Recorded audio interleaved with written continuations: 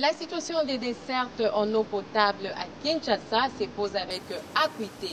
Et pourtant, l'eau reste cette denrée rare et indispensable pour tout être humain.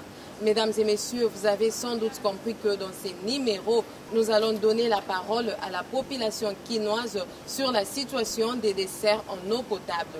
C'est parti pour ces numéros de votre magazine Expression Populaire. Mai pasi tambola pena Kinshasa omona te bato bazo souffrir pona mai ba mama ba papa biso bato bimaka ba mama batika la pona sukola blamba bana basani propriété en tout cas pasi kota mai pena tolela pasi za makasi mai o biso tozo teka na bamboka mipaya bazo vivre pona biso biso ba kolomboka to souffrir pona mai est-ce que za la rapenda ba konzo bazo kamba régie des eaux.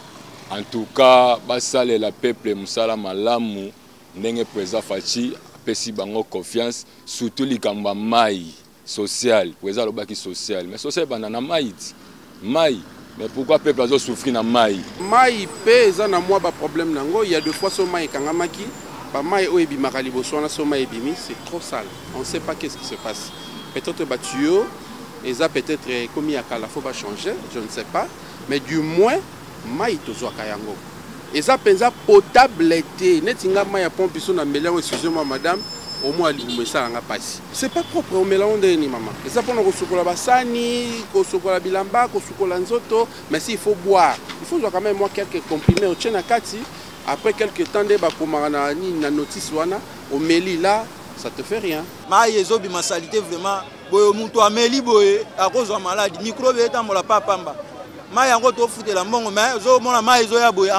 L'eau c'est la vie, mais nous devons consommer maïs parce que tout un pays a très coupé des eaux. Donc nous devons consommer maïs, même on met chaque Congolais a utilisé 85 litres par mois et ça par jour et ça n'est rien. Mais tout ça 2 jours, 4 jours, na maïs na coura ensemble vite. Maïs coûte à l'objet de la forage, donc consommer forage. Forage est bien traité, mais on est régi des eaux, ils sont vraiment traités. Mais pour nous, ils ont un problème. Il faut quitter place sur la route. Qui moussi alors qu'on va combiner sur ma cala.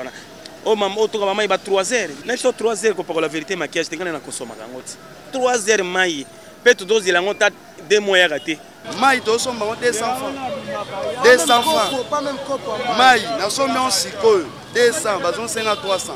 Non ça né bakozina biso toujours faut pas multiplier ba effort bakota batio ya ba mai partout de façon que bana Congo bazoka mai ya régie des eaux pour mingi ba sala ba forage ba organisation internationale nimte tungaka ba esala ba mai wana ba forage wana notre Oxfam UNESCO asala ba biloko ndenge wana mais l'état na biso pe il faut baliter vraiment bakota la biso ba mai na commune na biso en CLP na kin pe na Congo mobimba mai ebimaka butu ba 0h ti 4h mai ekei ba ju musuto kendaka classe au sokolité pona nini mai place pe ke somba ezalaka te ba forage ka o ba no sokola mai ya forage o mela mai ya forage ya so wana ezaki to côté donc faut ba luka ba ja ya bia batia bango ba o ba ko sala musala pour que peuple est fond à l'aise et à la paix à l'aise mai vraiment est comme isso na difficulté makasi ba mai comme bima jaune mai est vraiment propreté tout ça c'est na propre comme tel que to yambaka mai propre chaque jour bon mai jana ce que c'est bon to koki kotika ngona no air moko so mai pembe banjo bimande to récupérer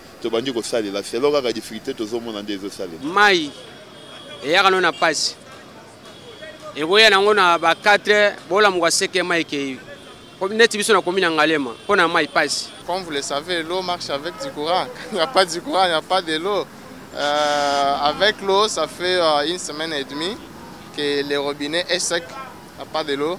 On se débrouille par-ci par-là comme on a des réserves, mais au robinet ça vient rarement. L'eau c'est la vie, mais alors l'eau c'est pour nous, l'eau c'est la vie, c'est bien, mais maintenant l'eau c'est du diamant pour nous. Il faut faire recours par exemple au puits, les forages, quelqu'un qui a pris ses responsabilités à faire les forages. Il est là pour faire le commerce, vous devez payer. Et quand vous faites la sommation de tout le mois, c'est que vous allez payer par rapport à ce que la régie des eaux doit vous donner comme facture. Je crois qu'il y a une grande différence.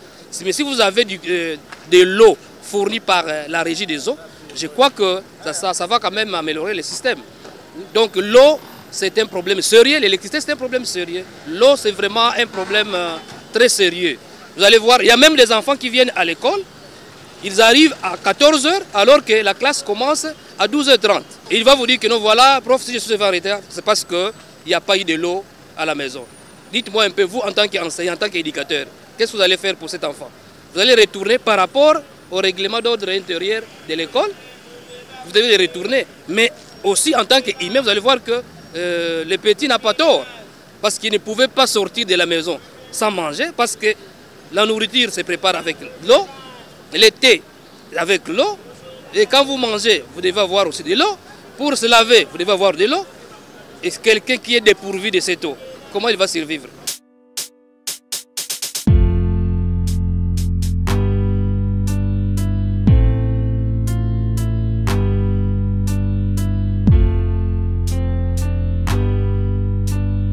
Normalement, nous payons de la même manière. Il n'y a pas d'eau et à la fin du mois, ils viennent là avec leurs factures. On est censé payer. Bon, c'est pas du tout adéquat. Nous demandons qu'ils améliorent quand même la façon de faire les choses. Comme ça marche avec du courant, je pense que si la SNEL améliore du côté courant, et on aura de l'eau comme il faut. La population paye parce que nous payons ce qu'ils demandent. Et eux aussi, à leur tour, puissent nous servir comme il le faut.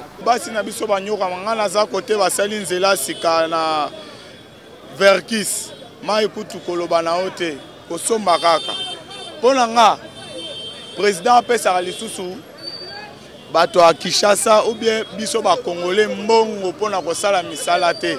Ami engagé na ba mindele po mundele azosala eloko malgré azoyiba biso mais tozomona eloko ke ya bien. La régie des eaux, ils connaissent bien ce qu'ils doivent faire, mais ils font semblant. C'est ça le problème. C'est-à-dire que la régie des eaux, il y a des gens qui sont là-bas bien outillés, très intelligents. Ils savent ce qu'on doit faire, ils le savent.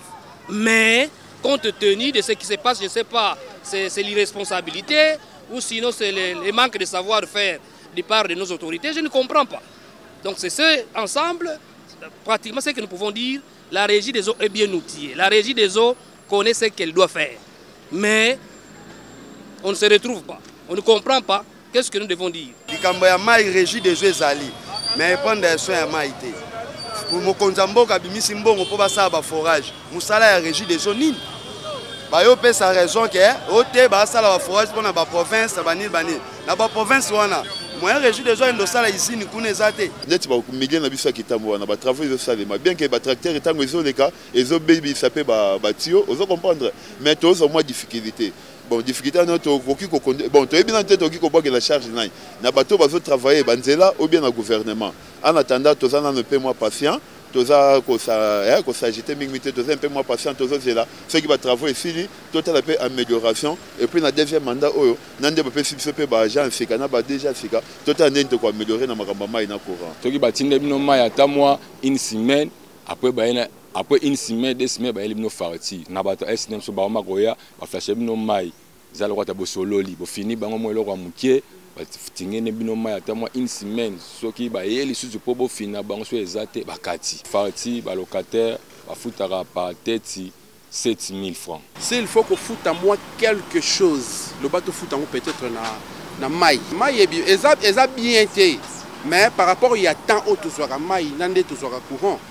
C'est encore mieux. Le problème est que régie des eaux, il faut passer à l'organisation, mobilisation, vulgarisation. Les cas, chaque ndako na Kinshasa, dans la capitale, chaque palais, cause en a la régie des eaux. Encore Congolais sont faibles, il faut aller secourir les eaux, calmement. Mais les eaux sont ratés, mais après, il y a la publicité. Oh, nous sommes il y a des fouta.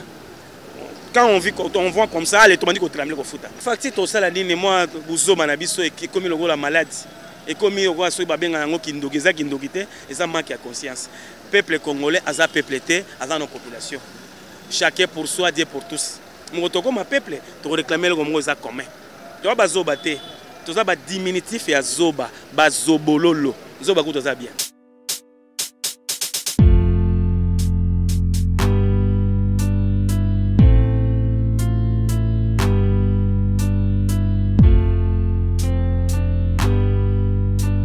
C'est la fin de ce numéro. Merci à Junior Bolamba pour ces belles images, ainsi qu'à toute l'équipe de production qui nous accompagne. D'ici là, portez-vous bien.